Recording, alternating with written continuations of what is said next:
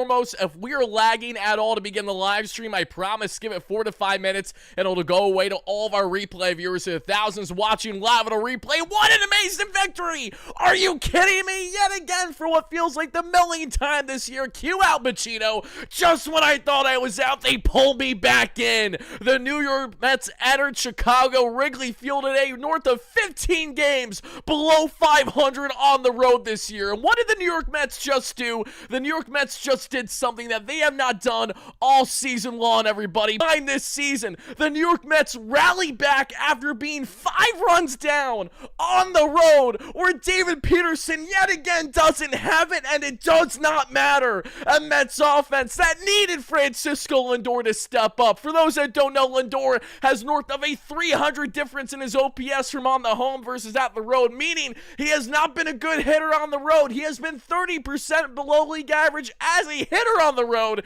and Francisco Lindbombs to lead off the ball game the way that he did, for the Mets to rally the way that they did. This is what they needed. This is what they need. The Mets need to do things that they simply have not done this season, and folks, for the first time, the Mets came back on the road, 5 runs down, and just handed the Chicago Cubs their 5th straight defeat. Hype me up! Are you kidding me right now? Finally have something to be excited about. My God, Mario with the fight, ahala. Big Dub, so the last inning from coming back from Madison Square Garden. I caught his shirt despite the Raiders' L, but it's preseason, I don't care. Anyways, LGM, indeed my guy. Hope you had a blast, all things considered. Miggy with the $10 in the chat right now. Frankie effing 4 fingers for the win. If you know, you know. You know, baby. Hype me up. Francisco Alvarez to put the icing on the cake to secure the victory after we saw before Alvarez. Brandon Hemo getting this thing cooking, tying the ball game with a 3-run ding-dong.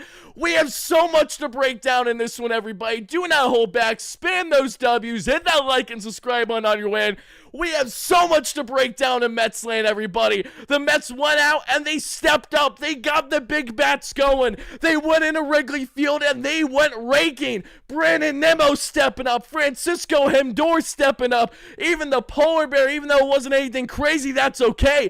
Alvarez in the 9th spot doing everything and then some for you. My God, this was a sloppy game defensively. The Mets had no clue what they were doing. Juan Soto had another blunder in right field today. Jeff McNeil made back-to-back throwing errors, which made it initially a 6-1 ball game. There were so many things that went wrong in this ball game, and even with everything that went wrong, the Mets still found a way. They still got the job done, and now the New York Mets are back up on the Cincinnati Reds. There we go. How are the Mets back up on the Cincinnati Reds, you might wonder? The Reds somehow, some way, lost to the Pittsburgh Pirates today. I know, I can't believe it either. We're going through together. The New York Mets are back a game up on the Reds, everybody, and I know it's a seesaw, it's a slog, it's a flip-flop. We got a week left of baseball to dictate the postseason potential for this Mets team, but at the time of us talking, right here, right now, 10:44 p.m. Eastern, September 23rd, 2025, for the first time in what genuinely feels like forever,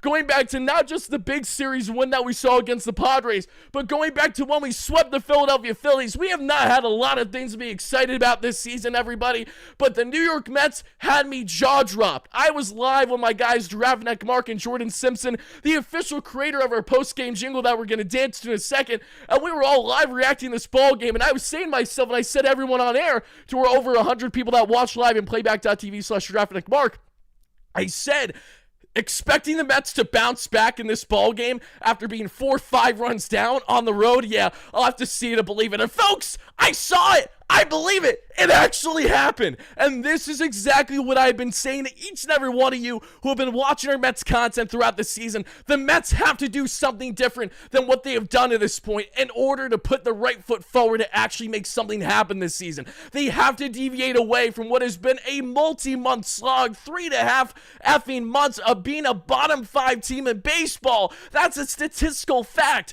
But the Mets went out here and they did something special. They took advantage of of the blunders defensively by the Chicago Cubs. They took advantage of a Horton who, while he's stellar, was only in here for 3 innings. They were able to pounce a bit on Michael Soroka as a reliever. They were able to pounce late in the ball game and getting the cherry on top even after they initially blew it while having themselves the lead. They found themselves finding the lead again. Home run galore. Brandon Nimmo, Francisco Lindor, Francisco Alvarez, step right up. You get a home run. You get a home run. And you get a home run. My God, am I happy to be excited about the Mets for a change. I have not been excited about them for what's felt like the majority of the season, but this was exactly the kind of jolt to not only have me reeling back in like the schmuck that is me, because of course I'm going to buy into everything on a short-term span, but knowing that the Mets just have 5 more games that'll dictate them if they make postseason play is exactly why we are amped up, because every game means more than the last. Every single one of them. Matthew with a $10 holla. Edwin Diaz is the effing man. He is most certainly the man. Edwin Sugar Diaz comes in the 9th inning, everybody, and what does he do? He shuts the effing door down. He strikes him out 5 out of 6 batters in the 8th and 9th inning combined. Edwin, 2 innings, no problem for Sugar Diaz, as he is now down to an absurd, just an absolutely obnoxious in the best way possible season ERA, currently of 1.73. Edwin Diaz continues to be that guy every single game for this Mets team more often than not. Thank you so much for that donation. Appreciate that. How insane would it be if Tom McClain and Sproat all win their next games? It'll be electric. We have to hope and pray that happens. Juliet with a $5 donation. Thank you so much. The Mets now have their own destiny in their hands, so no more BS. They have to make sure that they clean up their act. We saw way too many defensive blunders in this one. We saw way too many walks. Why is Tyler Rogers walking the first batter he sees as he comes in this ball game for Gregory Soto when he needs just one final out? I don't know, but what I do know is that the Mets needed this victory more than anyone else in the mother. Seriously. Lloyd with the $2 holla. A big W indeed of the season. Biggest of the year, Wardy. What's up, Lloyd? Thank you so much for the donation, brother. Biggest W. Biggest comeback victory of the year. No doubt about it. Jonah with the $2 holla. McNeil did everything he could to blow this game, and the Mets still won it. That's the best part. Greg with the $2 holla. Almost turned it off at 6-1. Glad I did it. I'm so glad that I was locked in on a watch party today and couldn't deviate away from watching this Mets team. They proved me wrong in so many ways, and this is the kind of victory. This is the kind of thing that's a character builder for a Mets club that's been wanting to find something to build off of what was yet, of course, not a perfect ball game, a sloppy ball game, a far from sexy ball game. But folks, you need to win games with the final week of the season. The Mets most certainly did exactly that. Cherno, great member of 14 months, just said, the Mets did what? Give Diaz a blank check. You said it, baby. LFGM, thank you so much for coming in. I appreciate that. Hit that like and subscribe button on your way, everybody. We have so much here to break down in Mets land, and as I mentioned, I apologize to all you if I was lagging to begin the live stream for the first couple minutes. I'd imagine that everything is fine right now, everybody, and we have a lot of breakdown in our latest Mets post-game show presented by our amazing sponsor at SeatGeek that has you covered for all of your ticketing needs. Simply head over to SeatGeek and utilize our promo code WARDY10 that is linked down below in the description. That way you too get 10% off your next ticket purchase. That is again WARDY10 for 10% off your next ticket purchase. Get in on the action with the Mets season coming to a close. Get on the action with the NFL season, NHL preseason here, NBA season around the corner. Whatever you need in the ticketing space, our awesome friends have you covered. Frank Sessa with the $2 holla. Thank you so much for the $2 holla. I appreciate that. Good one indeed, guys. Now, folks, after every big victory throughout the course of the 162, we gotta let it rip with the one. And I just realized it's playing right now, so I sincerely apologize about that. We gotta let it rip with the one, the only, the official WardyNYM post-game jingle, baby. Let's do this. Postgame. Postgame. Calling all Met fans, come and join us now. Talking about this game and gonna break it down.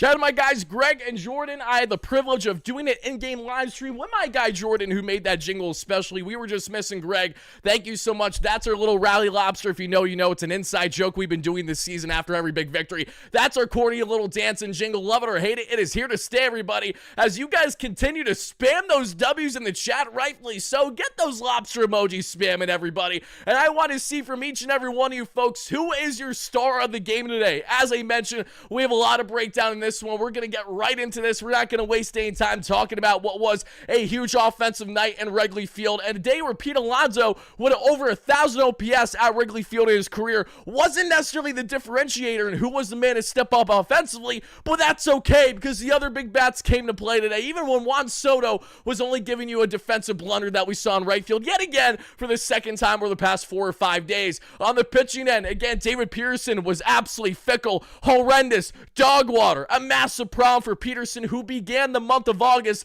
with an ERA under 3. Now it's at a 4.2. No bueno, not good, and that's a problem. But Huascar Brosman going 2.2 strong. Ryan Stanek holding it 4 down. Gregory Soto, not his fault that Tyler Rogers couldn't get out of that final inning for you. Then Rogers looking okay. Really, again, I would have liked to see him more, but it's okay because Edwin Sugar Diaz does his job and does what is asked of him, everybody. Let's get to these donations. Let's break down this ball game, and let's get to your comments, questions, and concerns. What an amazing victory. A massive comeback victory for this Mets team. By God, do they need it. Deb with a $5. Thank you, Deb. They say, let's go Mets. We needed this momentum. Hopefully we can continue this all weekend. Our Steelers can win in Ireland. Also, shout out to my Steelers fans out there. Here we go, Steelers. Here we go. I know if you're a Jets or a Giants fan, you might be offended. Don't worry. I come in peace. I like the Jets. I like the Giants as a very casual NFL fan for the New York sports, but I'm a diehard Steelers fan. Jackson Dart, he's the future. He's a now for those Giants fans. I know you guys are excited about that. Shout out each and every one of you guys. I'm excited for Dart too.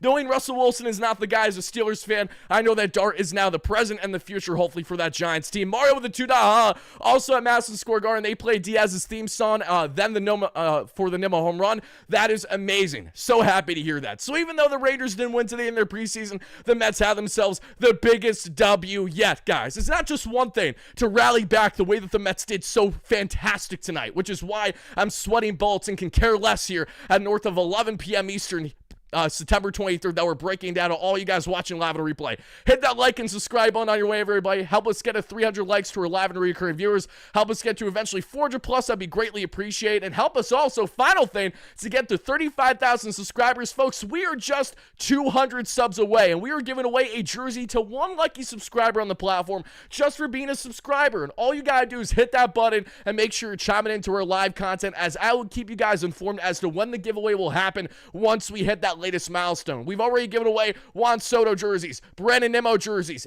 every man and their mother, I feel like we've given away a jersey of so far this season. Get involved in case you guys haven't already. But I gotta ask every single one of you guys right now, what is your excitement level? What is your confidence level? Because I know one big victory does not separate 3.5 months of really bad baseball for this Mets team. And that is exactly why I'm still not viewing this as, oh my God, the Mets are never gonna lose a game again. No, they very well could still lose this series for all we know. But it's not about what we don't know, it's about what we do know. What we do know is that the Mets were able to do something that they simply have not done this season. And for that reason alone is why I sit here optimistic talking to each and every one of you, because they have been longing for to get something to get going on the excitement front, for something to rally around, something to have them say to themselves, okay, we got a squad here. We know we're better than how we perform. Let's go out and actually go ahead and prove it. And the Mets have finally shown their ability to do that in a game where they had so many things that still went terribly wrong for them. Who had other bingo card today? Let's be frank. Who had other bingo card that the Mets were going to get David Pearson, and I even give you 2 innings,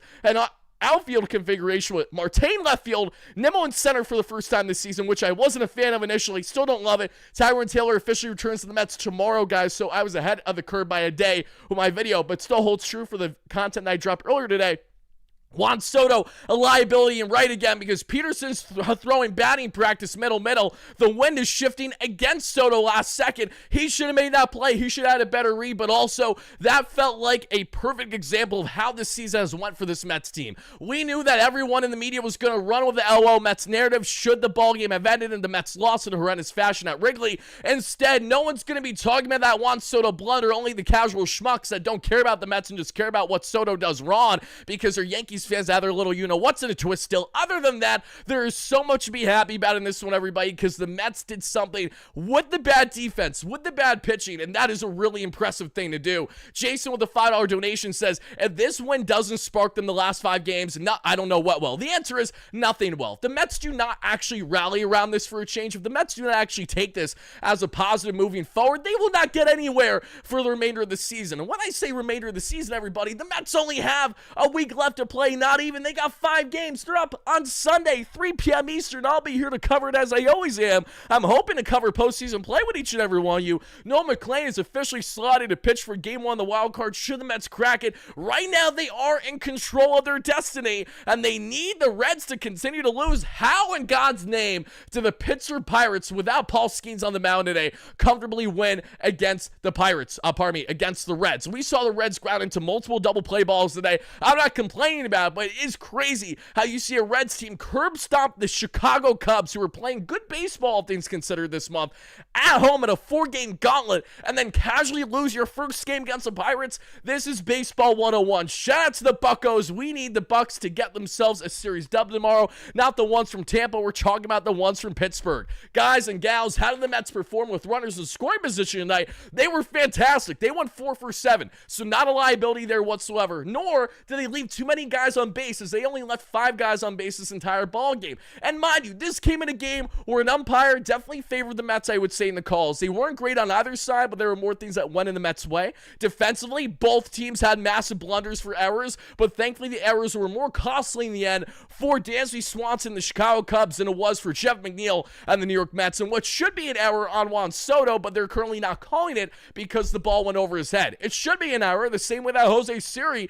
should have been charged for at least 1, if not 2 errors that we saw in that blunder of an outfield configuration that was downright horrendous for Brennan Sproat over this past weekend against the Washington Nationals, everybody. But let's speed run this bad boy. Let's get into this. I am amped up right now, if you guys can't tell. I'm not going to bed anytime soon. Nope, that's right out the door. The Mets have finally gone a fire under my ass, and I hope they have for some of you guys who are trying to stay optimistic. You have no idea, and you do if you've been following the platform here. But if you haven't, guys, we cover the Mets after every single game. I'm very emotional. I'm very hot-headed at times as a fan. I tell you how it is. I'm a straight shooter, and I always talk about the short and long-term vision. But unfortunately, long-term vision as combined with the short-term vision has been a lack of success for this team this year, which has warranted someone like me that's usually more the internal optimist to be nothing short of a pessimist on a daily basis. I don't wish it, I don't enjoy it, but that has been the case. Thankfully, that was not the case today, everybody. They proved me wrong in more ways than one, and all I can hope and pray for is that they can secure the W tomorrow, get the series, and continue to control their destiny moving forward. Because this ball game began, everybody, in quite literally the best way possible. Francisco Lindor, who entered this ball game today with an OPS of 660 on the road this year, nearly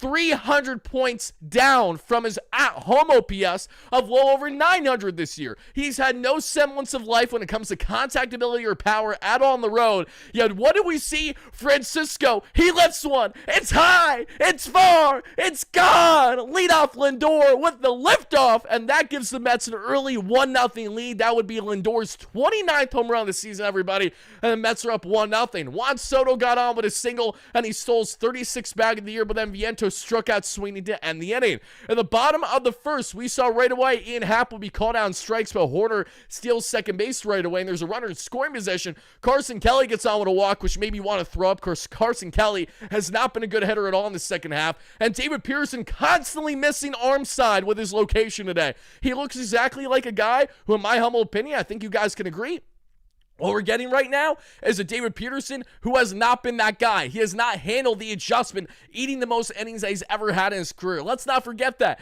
David Peterson has never pitched as many innings as he is currently doing this season, and unfortunately, the repercussions are he's not nearly as effective. He does not look like he has life on the mound, and today he had literally nothing. He did not have a put-out pitch, nor was he attacking the zone. He was nipping at the heels and nipping the outside corners on batters that he should not be doing that against, and that allowed runners on the corners there for Carson Kelly to then steal just his second bag of the year. Terrible throw there, just terrible look by Alvarez, who did not look good defensively to begin this ball game at least. Carlos Santana, who yes is a Chicago Cub, I was surprised by it as well, ripped a double, his 11th of the season, to make it a 2-1 Cubs lead, and that, as I mentioned, was right over the head of Juan Soto. The wind was initially blowing in that Wrigley Field that we saw on the broadcast, and then last second we saw it was blowing out towards the right side, and of course it favors Santana, and Soto's looking like a schmuck trying to make that ball happen, and he's nowhere to be seen, hits off the wall, and that drives in a pair. The Mets are down by 1 as we head into the second inning, where the Mets don't do anything offensively, but the Cubs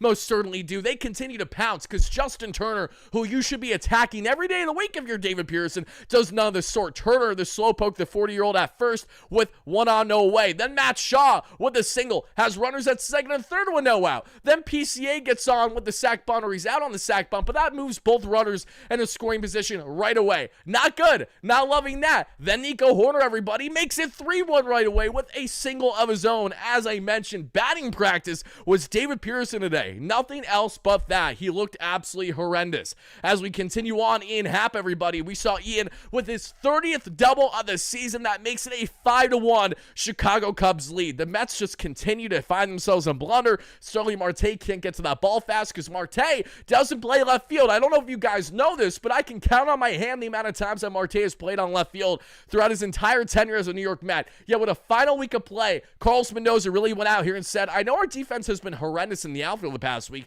but let's go ahead and put Nimmo in center and Marte in left, when both those guys can be a defensive liability for you in those respective efforts. That is how bad Cedric Mullins has been. That is how bad Jose Siri has been. That is how much the Mets are longing for the return of Tyrone Taylor, who will be officially activated tomorrow by this Mets team. But Nico Horner and Ian Happ make it a 5-1 lead right away here for the Chicago Cubs as we get ourselves into the top of the third after Huascar Brosman came in to conclude that inning, as Peterson again gave up 5 over 1.1 innings. David Peterson has literally been horrendous this entire second half for the most part. And that's exactly why, as I tell you guys, if the Mets do F around and actually make playoffs this year, there is a reality where their playoffs, 1, 2, 3 is going to be McClain, Sproat, and Ton. It is far greater than you guys think right now. Seriously, who are the more reliable starter options than those 3 right now? And the answer is literally none. Peterson has not looked good for weeks on end. Ton, after having his worst start of his young career, just had his best and now has a massive one tomorrow at Wrigley Field to see if he can help secure the series victory for this Mets team. In the top of the third, the Mets do nothing. In the bottom of the third, nothing happens as Brosman works himself a scoreless inning. In the fourth inning, the Mets try to get something cooking there that we would see with the 2-out single for Mark Vientos to the left, but to no avail. Beatty would ground out. As we get ourselves to the bottom of that same inning there, PCA gets on a line drive for a single. Horner grounds into a force out that allows PCA to be at second base. Then Ian Happ reaches on the error. Back-to-back terrible errors by Jeff McNeil. One, we see McNeil make a blunder of an error with the throw. Then we see him the next exact play. All he needs is an easy toss there to Pete Alonso at first. And yet he pulled a Pete Alonso, and that's having the yips just trying to get a normal toss to first happen. Instead, it goes behind Alonso, and that run comes in to score. Everything continues to go wrong early for this Mets team on the defensive and pitching front. They're down 5 runs. It's 6-1 Cubs lead fairly early in this ball game, but that early lead would ultimately be the demise of the Chicago Cubs because the Mets had too much time to work with. And I know, I can't believe it either, because the Mets bats were rolling over and dying the next couple innings after this. To say that I was surprised by the Mets rallying back today is an understatement. To say that I'm excited about the Mets rallying back today is also an understatement. Certified hater with the $2 haul. Thank you so much. Koa needs to give Edwin a blank check. Let's see. No cap. Oh, I love Edwin to death, but here's my take. If Edwin Diaz decides to opt out because he wants a much greater contract than what he's previously had and wants a long-term deal, I say he's going to walk. I think that's a massive smack in the cross of the face of Steve Cohen, who helped him big time as he helped rehab his surgery and took care of it without a problem there with his injury to his knee a couple years ago from the WBC, and giving him the largest contract in reliever history for any reliever. I think that alone is why Edwin should not opt out. But if he is going to opt out and wants maybe similar AAV for just an additional 2 or 3 years. I'm content with that. I'm not sure if David Stearns or Steve Cohen are, but I, as a Mets fan, don't hate that idea. Anything beyond that, though, I think he's going to walk, and I think it is going to stink, but that is a reality when you have a Edwin Diaz who, what has he done? In the 2 years that he has thrived as a New York Met most, it has been walk years. 2022 has a career year for the Mets in a lot of ways and is the best reliever in all of the National League, if not all of baseball. Cue the trumpets. Fast forward 2025, has an opt-out at the end of the season. Color me shocked. Edwin Diaz is a 1.73 ERA, is one of the best relievers yet again in the game. Yeah, you better wake up. Nemo must have read the post here after that last ugly loss. Diaz, 5 of 6, pay the man. I agree on paying the man to a degree there. Thank you so much, Sharon, with the $5 holla. And yes, the boys need to continue to wake up, and they need to continue their winning ways. Enrique Pardo, my guy, thank you so much for the $5 donation. He says, I'm cautiously optimistic. I'm sold more on their slugging ability to have a big, powerful scoring innings, but they still scare the crap out of me. You and I both. No one should be comfortable talking about the New York Mets right now. Just because they got a big victory today doesn't change all the wrong that has happened the past 3.5 months. But the reason why we amplify a victory like what we saw today is not only did the Mets win and the Reds lose, but the Mets found themselves winning a ball game that they have rolled over and died 10 times out of 10 on the road, especially this season. That is what makes this so different. That is why I have a semblance of hope and optimism right now. As we get into the 5th inning, Marte with a leadoff single. Then Alvarez gets on with a fielder's choice. Runners are at second and third, everybody, that we would see there, thanks to the Dansby error. That was a massive error by Dansby to put those runners in a scoring position, because then Lindor gives the Mets a run and puts them within 4 of this ball game. It's only 6-2 now. Still have to work your way back, but not the end of the world at this point, and that goes in hand with the Lindor ground out to make it 6-2. Then Juan Soto gets on with a walk, and then the polar bear drives one in with a scorching hot opposite field single there for Alonso, who smoked that baseball so hard off the right Wrigley Field wall, 112 off the bat to be exact, and that made it a 3-run deficit for the Mets here with plenty of baseball to be had. What happens next, everybody? It goes from good to great to fantastic. Brandon Nimmo facing Taylor Rogers. It's a lefty-lefty matchup. You want to see Nimmo feast in the lefty-lefty matchup. He's facing Tyler's brother, and he knows that he's better than his other twin brother and Taylor. And what happens, everybody? Cue it. We saw it. Brandon Nimmo, he rips one. It's a hater, and it's out of here. A big bomb for Brandon. His 25th home run this season ties this ball game with 2 outs. A 3-run ding-dong for Nimmo, who secured his 25th home run this season, as well as now he has a total of a whopping, how many RBIs on the year? 91 for Brandon Nimmo and counting. Brandon Nimmo has more RBIs than Francisco Lindor. Lindor has 83. Nimmo has 91. You love to see it. The boys are chugging along, and the Fab Four is starting to step up. The guys that you need to step up on the road. I can't amplify that enough. Lindor's been god-awful on the road this year. Nimmo has been so Jekyll and Hyde. Alvarez, we know, very Jekyll and Hyde in what you get with the bat at times. The guys that you needed to be there were there, and that is why I'm so amped right now. As we got to the bottom of the 5th inning, because it's a tied ball game, everybody, 6-6. Michael Busch gets on with a walk, but that's all she wrote. It's a scroll setting for Ryan Stanek, who strikes out Justin Turner and is absolutely roaring off the mound with the great moxie that is him.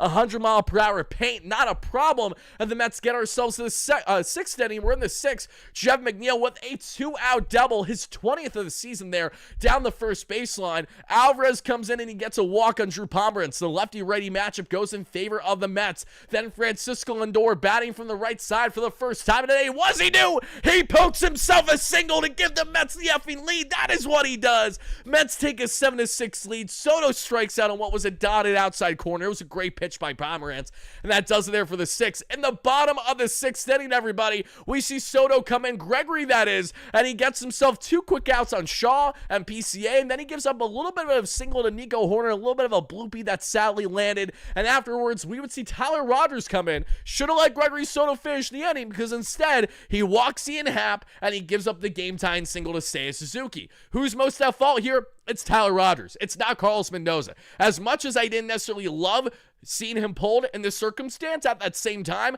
I can't blame Mendy for anything. The guys got to do their job. And that was just the 2nd walk that Tyler Rogers has given up as a Mets reliever that we saw there to Ian Happ. And then that game-tying RBI single, that stung big time. But even with the Cubs tying it, I still said to myself as a Mets fan, we're not out of this one. We are still right where we want to be. We just got to continue to hack away. And the Mets did. As we get ourselves, everybody, to the 8th inning, because nothing happens for either side in the 7th. We would see there in the 7th inning, try to get something cooking, would be that offense for the Cubs, but to no avail. And the 8th inning, Brett Beatty gets on with a leadoff single. Then we see Starling Marte look like a dunce trying to lay down a bunt. Instead, he pops up in the infield looking like a schmuck, and there's one away. Then McNeil lines out. Luis Angel Acuna, who was the pinch runner there for Beatty, would go on to steal his 16th bag of the year, everybody. And now that stolen base really was needed, because it wasn't, my God, what would happen next would give us all chills down our spine. We see it, you see it, we get ourselves some Alvey, and what do we get from Alvey? 102 off the bat, 403 feet, he gets 93 down and in, and see ya!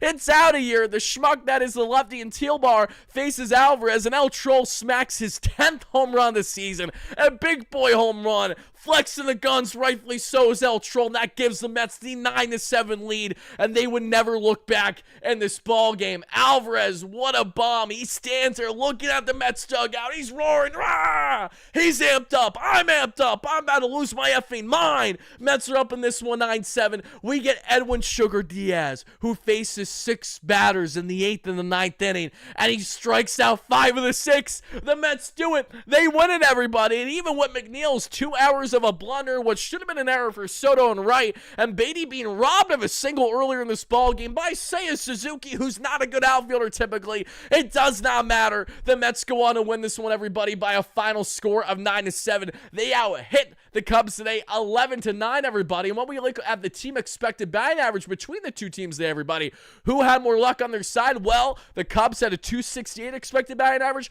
The Mets had 328. The Mets deserve this victory, and that is the biggest takeaway from this one, everybody. Not trying to be a kiss ass, but really appreciate your coverage. I appreciate that, Noah. Thank you so much. It really does mean a lot. It's nice to know there is someone else suffering with me through the losses and through the W's. Of course, I'm a Mets fan who covers them for a living. How do I cover them for a living? It's by being an absolute madman who literally watches every single game, works and covers them every single game, gives you guys recaps of the Bleacher Report app after every single game throughout the course of the season as well, does work with the New York Post. I got you guys covered. I'm a madman. I'm emotionally unstable because I'm a Mets fan and I love this team no matter what. No matter how good or bad the Mets are, I will always be here to break it down for each and every one of you. Help us get it to 300 likes, everybody. So all of our live and recurring viewers, I really do appreciate that. We got north of 600 of you guys in here. All you guys got to do is hit that like and subscribe button. It goes such a long way. And thank you so much for doing exactly that. Professional certified haters in the building with a $5 holla. And they say the following. Let's go up here and let's see it, everybody. If Ton only has a sub-2 ERA in 5 innings and Mendoza's goofy ass takes him out for some relief pitcher I've never heard of,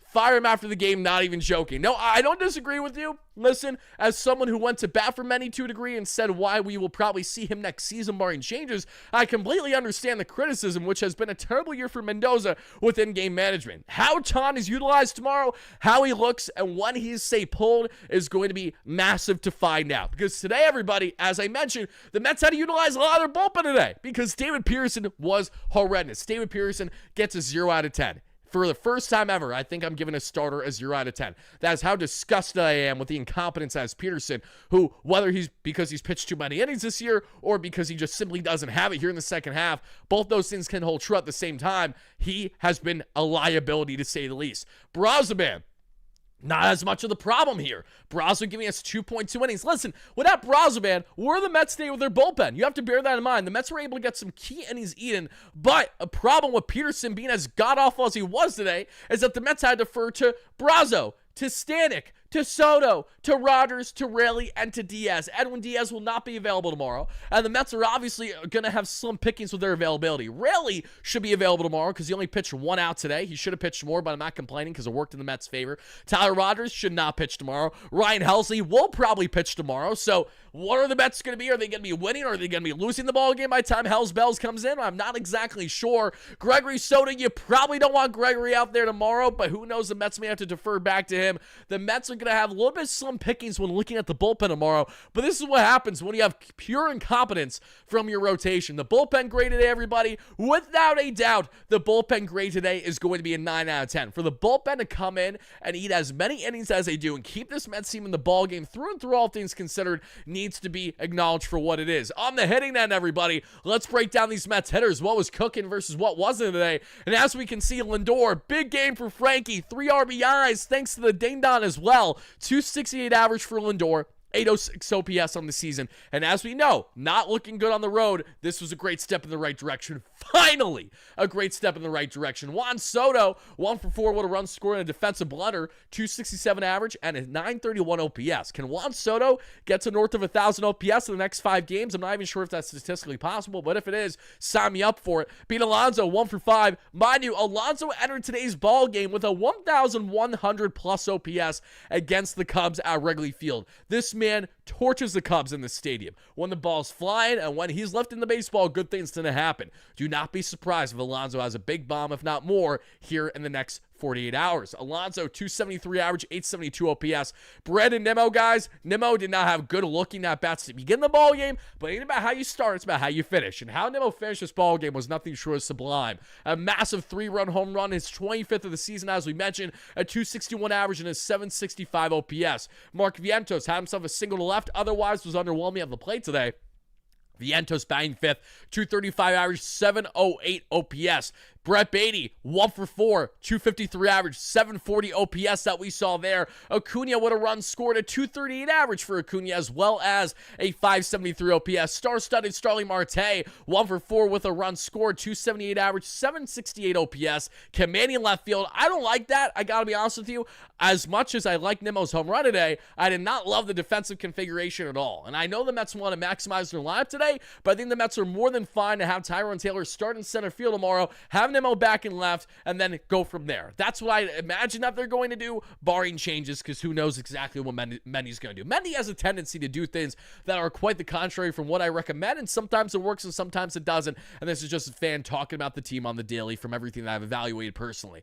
Marte, talking about him, Siri, didn't even get himself a pinch run, so I'm not even going to really talk about him. He didn't get a run scored. Still has a 0.63 batting average and a 292 OPS. Dog water. McNeil with the McDouble with 2 outs down the first baseline that we saw later in this ball game. His 20th of the year, a 249 average and a 759 OPS. And Francisco Eltro Alvarez smacking the game-winning bomb for this Mets team. The 3rd home run for the Mets in this ball game, but the most important one of all, you can rightfully argue. Alvarez's 10th home run of the season, driving in a pair, makes it a 258 average as well as a 786 OPS. Mets offense came to play. They did what we need them to do, everybody. And now, as we go back and we take a little bit of a gander, which is the Mets playoff standings, they are again 1 full game on the Cincinnati Reds. The Reds do have the tiebreaker on the Mets, which is why the Mets staying afloat above them is so imperative. If we got down to both these teams having the same amount of wins and losses at the end of the season, the Mets will not make playoffs and the Reds will. It'll be just like what we saw with the Arizona Diamondbacks last year, where the Diamondbacks did not make playoffs even after they won their final game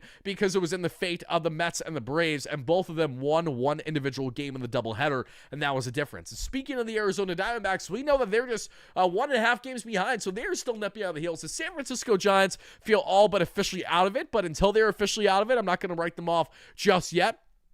Saying that, however, though, the Arizona Diamondbacks, when we take a look at what their game currently consists of, they're losing 3-0 right now in the bottom of the 6th with 2 on for the Diamondbacks currently. So we'll see if the D-backs do anything here, but for now, the Doubters are on pace to secure that victory. So everybody, now that we know that the Mets are back up on the Cincinnati Reds for that final wildcard spot, now it begs the question, are they going to be able to stay afloat here in this playoff race? Will we get ourselves all the way until the very end of the season, until the very final game to be the differentiator? That is going to be a really, really great question that we're going to find out. In my humble opinion, I think that there's a great reality that this comes down to the wire to the final game. If the Mets went all the way down the wire to the final game last year when they were a far superior team, it was a much more difficult playoff standing last year because every team was good in the National League, it felt like, a lot of them at least. And the Mets had a battle until the very end, until an extra day on the schedule that they otherwise don't do to make sure it fit for the Mets, the Braves there to do the doubleheader. If it wasn't for them both securing that one, they would have not even cracked postseason play. And this is something that I said in last night's live show that I will reiterate again to everybody watching live on a replay. It's very important. As bad as this Mets team has been throughout what we have seen 3.5 months so far this season, we know that everything can change on a dime come postseason play. And while the Mets were playing very good baseball leading into them making playoffs last year, what held true is that it took them to the actual down-the-wire final game of the year, day 163 out of a normal 162 basically, and they got the job done. And then they had a magical run. If the Mets can play good baseball, win 4 of their next 6 games, which had started today. So hopefully they can go out and win at minimum 3 other next 5. That would be ideal, if not more. And they can go ahead and do that and secure their fate in postseason play. Who's not to say that they can't F around and prove us wrong? Listen, I have all the rightful concerns like each and every one you do with this rotation. I'm mightily concerned with the guys outside of McLean, Hahn, and Sproat. And even then, you're telling me I have to rely on rookie right-handers who haven't been here until the second half of the season to now be our saving graces? Yeah, you kind of do, because that is unfortunately the corner the Mets have put themselves in. But in that same breath, at that same time, you say to yourself, okay, we have seen these guys perform well. Hahn will be vital to see how he looks. McLean, his biggest start yet, that'll be this Thursday. The Mets are pushing him a day purposely so he pitches against the Cubs, and then we would have him for the wild card for game 1 should they be there. What we know is that even with all these woes, even with everything that's went wrong for this team this year, they have all the rightful criticisms in the world to be said by us fans. What we also know to be true is that this is baseball. It is fickle. For the same amount of times that you need to secure not just great base running, great defense, great pitching, everything in between, offense, you name it, the same way that we are reliant on luck. Luck dictates baseball games in more ways than one that we have seen. And the Mets just need some luck on their side. They need some happy-go-lucky things to go in their favor. Today was a great example of that after everything initially went wrong in the first half of this ball game. And not only was it amazing to see the Mets secure this one, 9-7 is your final today, what was also amazing, everybody, was the breaking news officially announced by everybody in baseball media beginning next season, something that I'm salivating at the mouth for. While I would like it to be more than just a couple challenges a game, knowing that the ABS challenge system is officially being implemented next season means that we in real time at the ballpark with 40,000 strong can call out the schmucks that is these umpires, rightfully so. We can finally see their ass on the big screen at Citi Field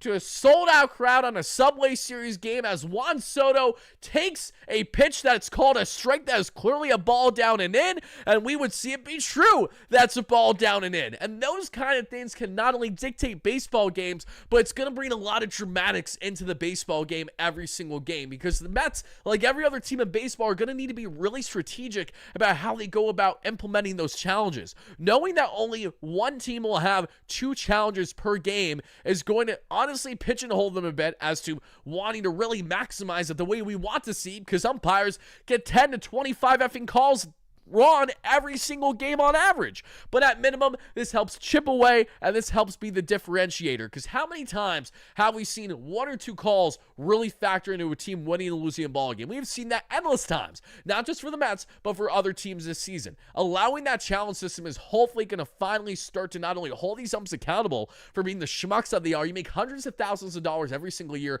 to do your job poorly. That is correct for a lot of guys that are in the game. I'm not saying being an umpire is easy.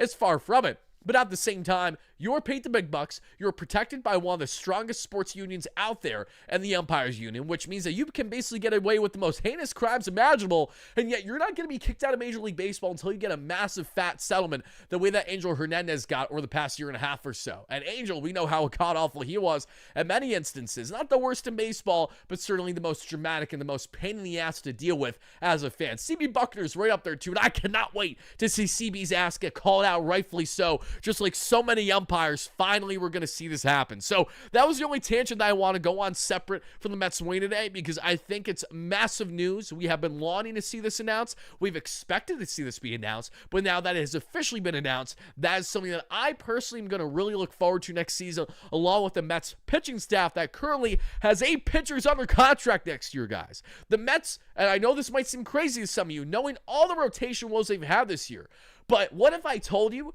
that the one area the Mets probably don't need to address nearly as much as others as of now, heading into next season, is their rotation? Because as of now, the Mets have the following starters under club control, folks. And that is as follows, in no particular order. And I'm not saying to bring them all back. You can trade some of these guys. Sure, go ahead and do that. But I'm saying as of now, the Mets have the following: David Peterson, Kodai Senga, Sean Manaea, Clay Holmes, Christian Scott, can't forget him. He's looking fantastic right now that we're seeing in the backfields in Port St. Lucie. He's looking awesome. I saw him throw a bullpen today. He looked great. You add Jonathan, Noah McLean, Brandon Sproat, bam, you got 8 or so pitchers right there. Then you bear in mind if the Mets re-sign Griffin Canning on another 1-year deal, as he looked strong in the first half until his Achilles ruptured. And he loved his entire tenure with the Mets at this point, so I'd imagine there's a level of mutual interest there. And the Mets trade away in those starters, that's fine. You have an abundance of riches in the minor leagues, guys. This is another very exciting thing about the Mets to just look forward to down the road, because we know pitching has been their demise this year, but next year there's a great opportunity where it may not be the case. Even with Tyler McGill officially going under the knife yesterday for Tommy John surgery, as we are well aware of, wishing Manaea, I apologize, wishing McGill the best in his recovery, as I'm wishing Manaea the best in his recovery this offseason once he gets that surgery on that loose body in his elbow. Point stands, the Mets are going to have an abundance of arms that are going to skyrocket to AAA next season, and this consists of the following in no particular order as well: Jonathan Santucci, RJ Gordon, Jack Weniger. Let's go down the list here. We got a couple more here. RJ Gordon, Jonathan Santucci, Jack Weniger. Why is there a couple more that I'm blanking on right now? It's terribly, which is really frustrating me to say. There's at least 2 more starters in there right now that I'm just completely blanking on. Zach Thornton, the southpaw, is in that mix, and there's got to be at least 1 more in that group. There's got to be at least Will Watson. Can't forget Will Watson. He's looked really good at the Mets minor leagues this year. So all this is to say is that while we're happy about this victory, as we look ahead down the road,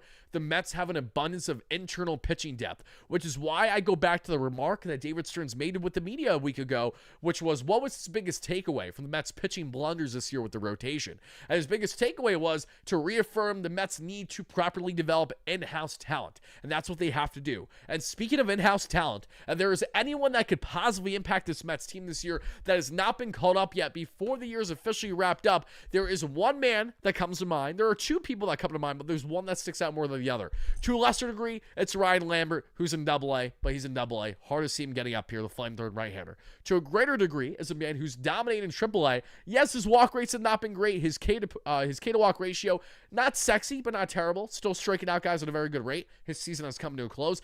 Dylan effing Ross. Dylan Ross. Why not give him a call? Why not give him an opportunity? You have nothing to lose at this point. Dylan Ross, in my opinion, might be able to provide more stability than at times a Ryan Stanek or a Ryan Helsley. I could obviously be wrong in saying that. He has no major league experience, and he could be batting practice as soon as he gets here. But at the same time, Dylan Ross is the one guy that the Mets are going to consider someone to call up, which I know that they have pondered for a while. He is that guy. That's why we talked about him on the platform over this past calendar week as a feasible option. Ross is nasty, and I saw him live in person dominate and mow down the Lehigh Valley Iron Pigs, the Philadelphia Phillies AAA affiliate in Allentown just a couple days ago in person, as Kodai Senga unfortunately got rocked in that start that same day. My big takeaway was Dylan Ross should be on the major league level already. The fact that he isn't is kind of disgusting. So between Dylan Ross, an arm that I would love to see considered at the major league level this week, and I still believe that wholeheartedly, knowing the Mets are going to need more fresh pitching. It really feels like it's possible. And Ross does have a walk problem to a degree that we've seen. To a degree, however. Secondly, Kodai Senga. We talked about him plenty in a video that dropped earlier today. Check it out in case you guys haven't already. We're going to talk about him more in the coming days as he awaits to have a bullpen thrown there in Port St. Lucie now that the Syracuse Mets season is over. Senga is the one final missing piece that if Senga can be at least solid as a piggyback option, if he cannot be that starter for us, that'll do wonders for this bullpen. Wonders for this bullpen, because we have no clue what's going to happen with Sean Manaea, as if he's going to be utilized as a piggyback again or if he's going to be good. We have absolutely no clue what the consistency is going to be like with these starters. There's a reality where the next 3 or 4 days the Mets starting pitching gets rocked and they're really depleted with their bullpen.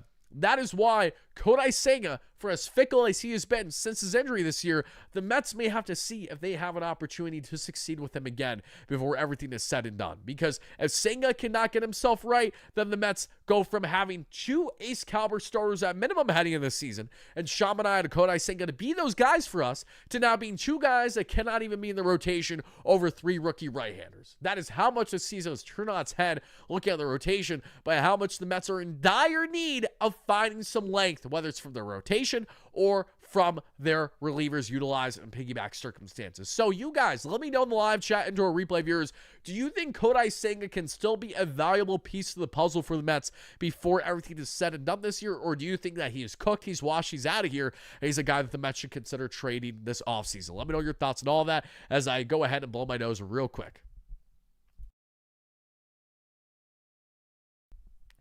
Let's see. Fried, says Rebecca. Let's see. Trade Singer of the Tigers. Stop. Sean, I'm going to be nice because I know that you're just being a good supporter. There you go. There's a JK that I need to see. Thank you. Reason why I see that is I personally I don't care about those remarks, but I know others do. That's more of why I'm having my reaction, but it's okay. It's all in good. It's all in good fun. I pulled a Mitch Voigt. If you know, you know. That's a nice little inside joke for the first pick in this year's draft for the New York Mets. But I'll leave it at that. Wolf says McLean and Sproat are probably the two arms we should lean on in the postseason. How weird. Andrew Natan. If Tan pitches good tomorrow, you kind of need to lean on him if you make postseason play. You kind of really need to do it because, as I mentioned, who else are you going to lean on? The Mets don't have anyone else to lean on right now. They really don't. That is my greatest concern when I evaluate heading into potential postseason play. It's more on the Mets' best options right now may get shelled because they're inexperienced, and no one should be really upset about that. I'll just be unfortunate more than anything. And then pair that with the Mets' rotation of their veterans that just have not been there all year long. I mean, David Peterson not even getting us 2 innings today is disgusting work. Like, he was horrendous. I'm not going to sit here and break down his arsenal to you guys today. F that. No. He's not good is the problem. And he has not been good all here in the second half.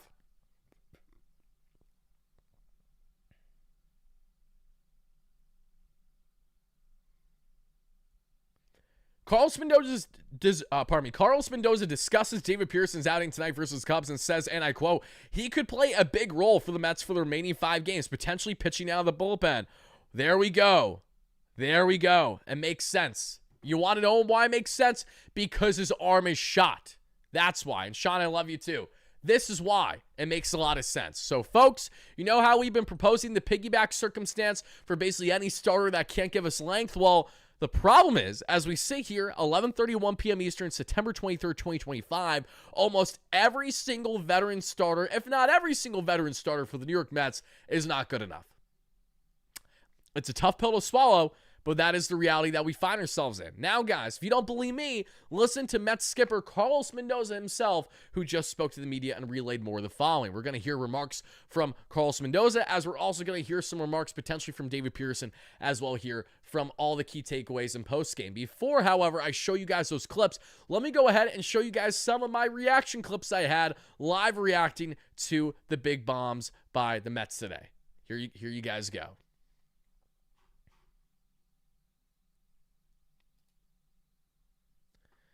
Here we go, everybody. Let's scroll down here. Let's give you... So, if you guys don't know, that's Draftneck Mark Luino. You guys know the Mets community plenty. That's Jordan Simpson, who is a co-creator of the post-game jingle. He and Greg, that's myself. I screenshot this during our live stream during the game today. Mark broke out the Rally Draftneck mask. I broke out a Rally cookie and a Rally beer, and as I broke out the Rally cookie and beer, the Mets had themselves that big bomb with Nimmo, so it worked the same way that the mask worked for the Mets with Alvarez. But let's get on to initially that big bomb for Nimmo, because I walked into the room late as I was walking back there, and you got to see all of our reactions. Take a look, everybody. No way! Get out! Get out! Yeah! Let's go! Come on! Come on, Brandon Nimmo! Let's go! What? Bang!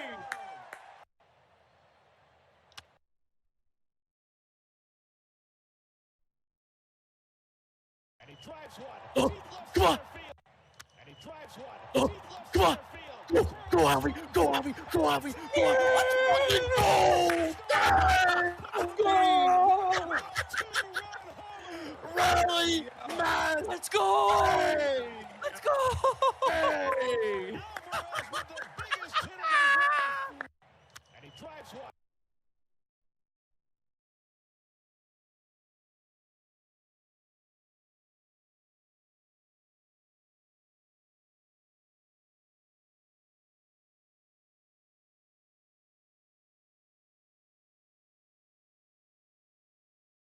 How deflating is that, Peterson? Just how deflating is that for him to go out there and give you that? Yeah, tough night for him. Not able to fill the strike zone the way we wanted to. FYI, everybody, in case you're wondering why is the volume low, it's because SNY's audio levels are completely off in comparison to mine. They're just very low. I have it all the way up, and it's still fairly low. And the way he wanted to. 3-ball counts, got behind in hitters, and then when he came in, they made contact and they hit some balls hard at him. You know, that found holes. You know, the walks. But again, we're gonna need this guy. You know, I know it's been a struggle. It wasn't a good one today, but our job is to continue to support him, and he's gonna play a big role here in the next few days. So counting on him, you got to flush this one, and then be ready for whenever we give him the ball again. When you say big role in the next few days, that means bullpen maybe? Maybe, yeah. I mean, where are we at nowadays? Like, we got to take it one day at a time. You know, maybe he starts a game, but it's just we got to get there. So. Yeah, Mendy's saying what we're all saying. Peterson's cooked. Did you have in your mind that Diaz potentially 2 innings tonight? After he got done that first inning, 13 pitches, you know, off day yesterday, but this guy's been on the mound for 5 days. You know, I know I was asked the other day why I didn't send him back out. It was after 3 days that he touched the mound. He threw that day. He threw on Sunday. Like, it's pretty much 4 days in a row. And then today, like I said, where we at now, you know, we're gonna continue to push those guys. But I just thought, you know, tie ball game, top of the order coming up for them. We had our guys coming up for the ninth. I needed to give our offense another chance to score runs. I'm glad that Alvy hit that 2-run homer there. I stuck with Diaz, and once he was pitch efficient, I checked with him, and you know, he's like, let's go, and I gave it to him. Did you have in your mind that Diaz? Obviamente tú estabas muy emocionado en ese momento. ¿Qué tú te sentiste ahí? Nada, me sentí bien contento porque pudimos tomar la ventaja en el octavo inning. Sabía que Sugar iba a seguir en el juego y eso nos dio confianza. You know, I was excited. I was super excited for the moment. Obviously, because we took the lead in that 8th inning, and I knew that Sugar was coming into the game and he was going to stay in the game. So it gave us the best chance to win there. Dugout after hitting the home run, motions. What do you just think of that moment though, where he turns to the dugout after hitting the home run, motions to you guys, just the emotion that he plays with? Yeah, I mean, that's who he is, you know, and we feed off that. Guys love it. As a team, we need that. You know, we need that spark. We need that energy, and not only when we're getting big hits, but just overall throughout games, and just for him to do it in that moment. We all felt it in the dugout, and you know, he's special.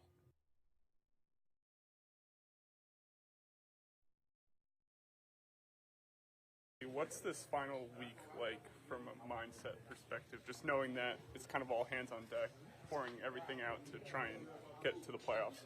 Just get outs. I think every single guy in the bullpen know what they have to do to get outs. You know, today we saw it. You know, bullpen did a really good job. From Brazovan to me, we did a really good job staying in the game. You know, at the end, we got the win. You know, tomorrow we got a game with the same mentality. You know, when they give us the ball, just go out there, compete, get outs, and try to win the game. As a bullpen.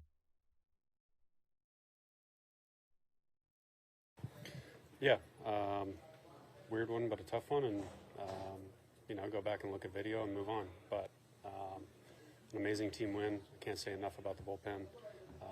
They stepped up big, and yeah, I don't have enough words to show my appreciation for what they did.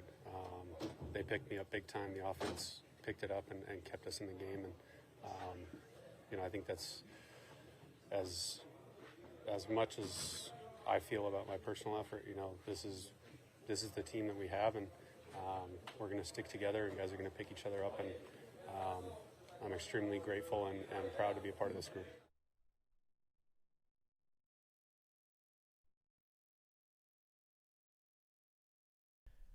Alrighty, folks, and we're back, and we're going to be wrapping up the live show here relatively soon. I'm going to stay live for, I'd imagine, the next 10, 20 minutes or so, because I want to answer whatever comments, questions, or concerns that you guys got for me in regards to this Mets team after such a big victory. But we are going to cut things off for our replay viewers now, right before the hour mark. So thank you guys so much to everybody hitting that like and subscribe on your way in and on your way out. Do not hesitate from letting me know your biggest takeaways and biggest reactions from tonight's massive 9-7 victory in the comments down below. My player of the game today has to be WardyNYM's home run. That game-tying home run put this Mets team right back in the thick of it. While Alvarez was the most important at the end, Nimmo's was just as vital in more ways than one. So shout out to WardyNYM. Shout out all you guys for hitting that like and subscribe on your way in and on your way out. And thank you guys so much again. People on the live show, let's continue. People on replay, this is where we'll be cutting things off. Let's go Mets, baby. Peace.